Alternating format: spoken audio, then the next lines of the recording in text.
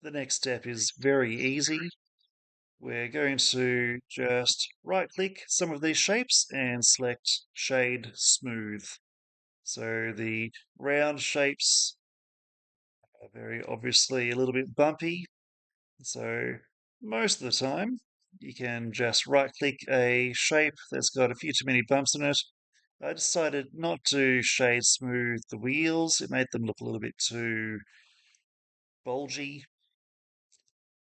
So that's a really easy step. And now what will do is to shift and select all of the wheels.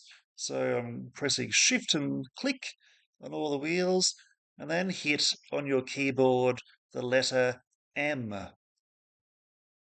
And that brings up this choice. Then select New Collection and type in the word wheels and select that.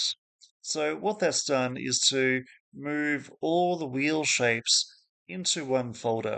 And that's going to be really handy when we want to select all the wheels at once. We can even turn off the wheels and hide them from view. And that's what we're going to do here actually. We're going to hide the background image. We could actually probably delete that now as well. We don't need it anymore. I'm going to then select all of these shapes. So you saw me just clicking and dragging across all the shapes that make up the train. And then if you right click, you should be able to select the option of join. So it didn't work for me this time. So I've just gone from a different angle and tried to do it again, and it worked this time. So sometimes if you accidentally have selected something like the light or the camera, that technique won't work. So now what we've done is join all those different shapes together. Up here in the menu, we can then name it as train, and we can just move one entire object together. Bring the wheels back in, and you can save it there. So we're now going to select all the wheels. You can do that by double clicking on the wheel folder. And then I want you to shift and then press click on the train and select parent and parent to object. So what we've done is we've told Blender that wherever the train body moves, the wheels will also move. But you can still move the wheels independently of the train. So that's a technique called parenting. We've got a little issue here where the scale and the rotation of the wheels has become a little bit messed up. So by selecting all the wheels, go up to Object, Apply, and select Rotation and Scale. And then in the Properties, Values, we can see we've reset the wheels, rotations, and scales back to 0 and 1. The final step in making our train model is to animate the wheels to make them turn around. So first of all, we are going to go down here to the bottom of our screen and click and pull up what's called the timeline. So if that doesn't appear, you might have a different panel there. What you can do is go to this drop-down menu here and choose the option timeline. So this is where we will add in keyframes. And just like you might have done some keyframe editing using Shotcut, it works in very much the same way. So we are going to select all the wheels. And again, we double click on the wheels folder over here.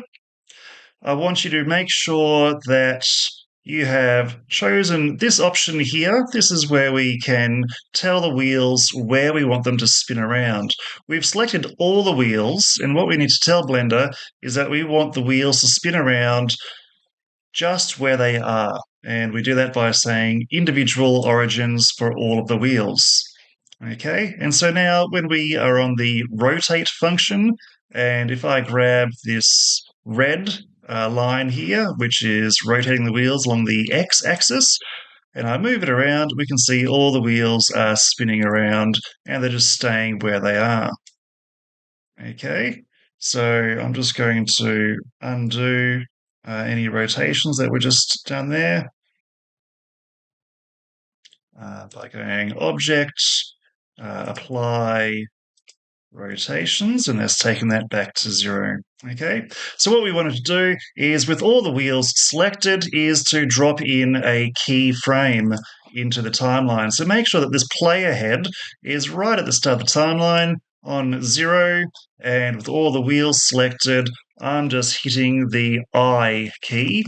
I on my keyboard while my cursor is in the 3D space here, and we can see when I did that, it dropped in a keyframe. So we can use these buttons here to navigate. If we are further along on the timeline, we can jump to keyframes if we want to position the player head exactly on a keyframe. So what that's done is, if we go over here to our properties, all these diamonds down here, that means that all of these values have been recorded in this keyframe in the timeline. So what we will do now is do a little bit of experimenting, and we'll see if we can get the wheels to move around in a to make it look like the train will be moving at an appropriate pace. Okay, so the way that we will do this, if I just move this value here, it's only moving one of the wheels. So we can do it by changing the value of each individual wheel, or we can just use a few keyboard shortcuts to change all the wheels all at once. So what I will do is to press R, and that's activating the rotate tool. We are rotating on the x-axis, so I'm pressing X, and now I'm going to type in a value of minus 360. So I'm hitting the minus button, or the little dash button up near the number 0, minus 360, and then press click. And we can see here in the properties menu, the value of minus 360 has appeared.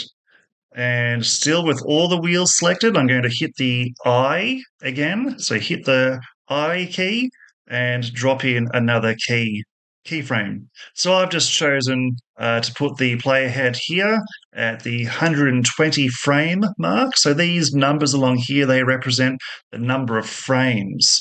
So that means that 120, that will be after 120 frames of our animation has played. And we will be recording this at 30 frames per second. So if you do the maths, 120 divided by 30 is 4. So that's about 4 seconds worth of video. So when we play that back by pressing the space button, we can see the wheels are spinning around and it looks like the train would be moving forwards. That's a pretty good pace. Okay, so what we can do is we can actually make the wheels continue to spin around without needing to put in more keyframes. So I'm going to select both of these keyframes by having my cursor down in the timeline and just hitting the keyboard button A. A selects all of the keyframes. So then I'm pressing Shift E, and that brings up these choices here. So Shift E, and we will choose Make Cyclic. So what that's done is it's cycling the animation. It goes from here, the first keyframe, to the second keyframe, and then it just continues going back from the first to the second keyframe. So when we press play and it goes past that second keyframe, you can see the wheels keep on spinning, and it will keep on spinning for as long as our timeline will go for. So up here we can see we can actually extend the timeline. So it says at this point it ends at the 250 frame mark, and we're probably going to need a lot more than that. So maybe just for now we can even add in 600, and that will extend the timeline to 600 frames. We might even extend it a little bit more later on. Keep saving your work. So every time you do some change to your project, always save it.